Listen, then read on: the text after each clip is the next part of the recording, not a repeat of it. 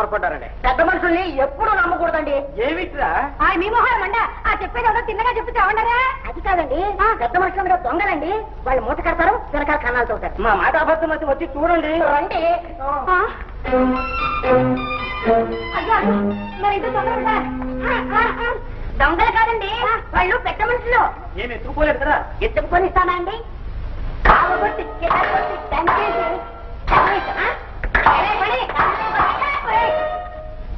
ఉండగా మీ అమ్మగడకు చల్లగా నా ఇల్లు కాపాడారు అంతే సార్.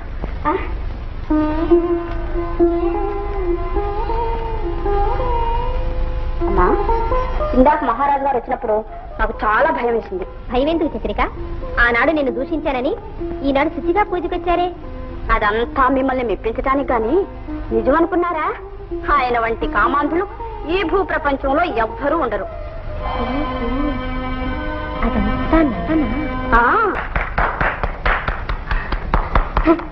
ఈ మాత్రం నృత్యానికే మురిసిపోయి ఒళ్ళు మర్చిపోవాలా? ప్రజల కష్ట సుఖాలు అర్థం చేసుకోలేని ప్రభు ఎందుకు? వెళ్ళి చూడండి మీ ప్రజల ఘోష. పాలకుండకు పిల్లులను కాపు పెట్టినట్లు ప్రభుత్వం మంత్రులకు అప్పగించి మదోన్మత్తులై పడి ఉంటే మహారాజేమిటి మంటిగడ్డ.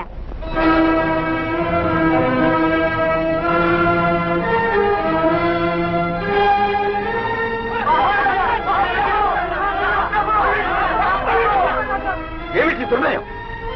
పట్ల ప్రజలు ఇలా హింసిస్తడమేనా మీ పని? మహాదేవ మహాదేవ, శాంతి భద్రతలు కాపాడమండి. ఎవరి శాంతి భద్రతలు? శ్రీవారి శాంతి భద్రతలకు ఈ అల్పులు సాధించండి. అమాయకులైన ప్రజలు అల్పుల, వారి సేవకు ఉన్న మన అల్పులం. మీరు మూఢత్వంతో మాట్లాడుతున్నారు. మహాదేవ మహాదేవ, ప్రజల మహాజనుల మా అవివేకాన్ని మన్నించండి. మీకు వచ్చిన కష్టం ఏమిటి?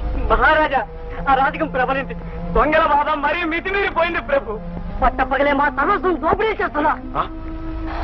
మా రాజభట్లు ఏమయ్యారు? చూసి చూడనట్టుగా ఊరుకుని మిగిలిపోయిన మా ప్రాణాలు తీస్తున్నారు ప్రభు. ప్రభుత్వోద్యోగులు చేసే దుర్నయాలకు బాధ్యత ప్రభు కనుక మేమే అపరాధం. ఇటుపై మేమే స్వయంగా జాగ్రత్త తీసుకుంటాం. మీరు వెళ్ళవచ్చు. నందివర్ధన మహారాజుకు, నందివర్ధన మహారాజుకు, నందివర్ధన మహారాజుకు. మీరేం చెప్పినా శయ్యామందిరానికి వెళ్ళటం, అక్కడ నృత్యం చేయటం మహారాజు గారి ప్రేమోద్రేకాన్ని తెచ్చుకుంటున్నట్టే అవుతుంది. అంతవరకు వస్తే నువ్వు చెప్పినట్లు ఏ ఋష్యాశ్రమానకు అప్పుడే వెళ్తాను.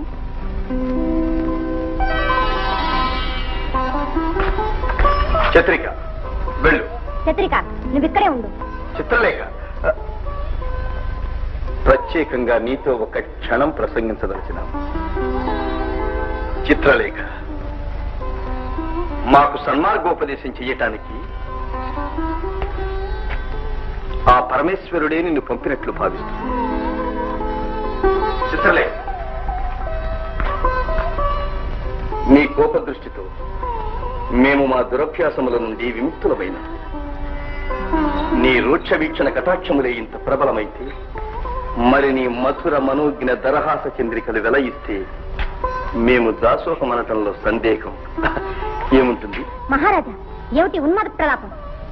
చిత్రలేఖ, నవనవోజ్వల మగు యౌవనంబు నీదు మధుర మధురాతి మధుర సంపన్నమైన మందహాసాంకిత ముఖారవిందమరయా యౌవడున్మాది కాకుండు ఇందువదనా ఆ ఆ ఆ ఆ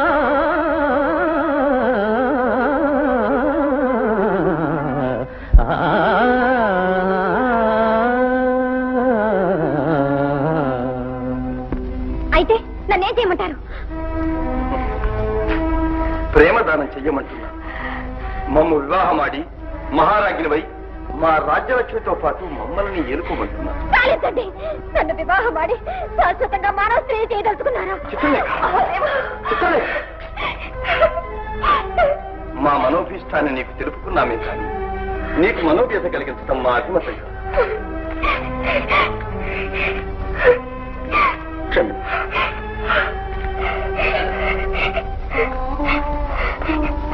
చూసారా అమ్మా, నన్ను అవతలకు వెళ్ళమన్నప్పుడే నాకు చాలా భయం వేసింది. అవును చంద్రిక, నీవు చెప్పింది నిజమే. నేను ఇక్కడ ఉండడం మంచిది కాదు. పద. అమ్మో, ఇప్పుడా? పట్టపగులు మిమ్మల్ని పోనిస్తారా? ఇప్పుడు కాకపోతే ఏ రాత్రికైనా. అలాగేనమ్మా.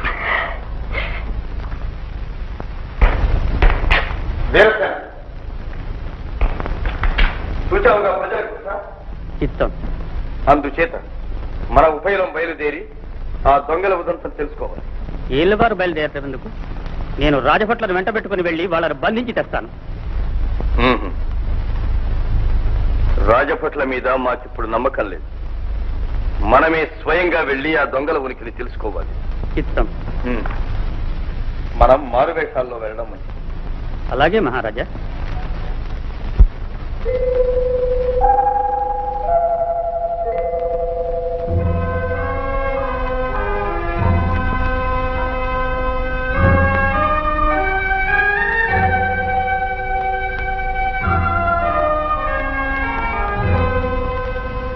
అమ్మా, ఇలాగే ఊరవతలు కలిపితే కొంచెం దూరంలోనే రంగం కనిపిస్తుంది. చంద్రిక, రంగిని ఇల్లు ఎక్కడ తెలుసా? ఎందుకన్నా ఆ దగ్గర నేను క్షమాపణ చెప్పుకోవాలి. ఓ, ఇలా దయచేయమ్మా.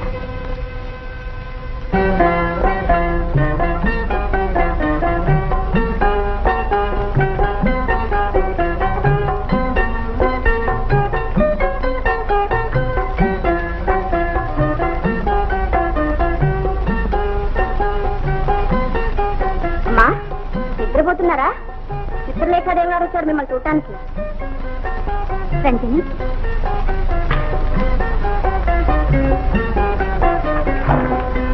రంజని, నిష్కారణంగా నిన్ను అవమానించు. నా అవివేకం మన్నించు. అమ్మా, నేను నిన్ను మన్నించడం ఏమిటి? మీరు నన్ను అవమానించడం ఏమిటి? రంజని, దుష్టుడైన రాజు మదోన్మత్తుడై పడి ఉంటే ప్రజల గోడు చూడలేక ఉద్రేకంతో బుద్ధి చెప్పడానికి వచ్చి నీతో పంతగించి నృత్యం చేశాను. అమ్మా, సకల కళామ తల్లివైన మీ నృత్యం చూసి నేను ఆశ్చర్యచకితనయ్యానే కానీ ఈర్ష్య కూడా చెందలేదు. ఏమో, అప్పటి నుంచి నీవెంత బాధపడ్డావో అని నా మనసు క్షోభిస్తుంది. రంజని, ఇంకా నిన్ను అవమానించు. నా అవివేకం మన్నించు. అమ్మా, నేను నిన్ను మన్నించడం ఏమిటి? మీరు నన్ను అవమానించడం ఏమిటి? రంజని, దుష్టుడైన రాజు మదోన్మత్తుడై పడి ఉంటే ప్రజల గోడు చూడలేక ఉద్రేకంతో బుద్ధి చెప్పడానికి వచ్చి నీతో పంతగించి నృత్యం చేశాను. అమ్మా, సకల కళామ తల్లివైన మీ నృత్యం చూసి నేను ఆశ్చర్యచకితనయ్యానే కానీ ఈర్ష్య కూడా చెందలేదు. ఏమో, అప్పటి నుంచి నీవెంత బాధపడ్డావో అని నా మనసు క్షోభిస్తుంది. రంజని, నన్ను క్షమించు. నేను వెడతాను. ఎక్కడికి వెళ్తారమ్మా? మీరు వెళ్ళొద్దు. సంతత మధుపానమత్తుడు, కామాంధుడు, దుర్మార్గుడైన మహారాజు ఆదరణలో ఇంకా ఉండమన్నావా రంజని? నాకిష్టం లేదు. ఏరు శాస్త్రమానుకో ఇప్పుడే వెడతాను. వద్దమ్మా, మీరు వెళ్ళొద్దు.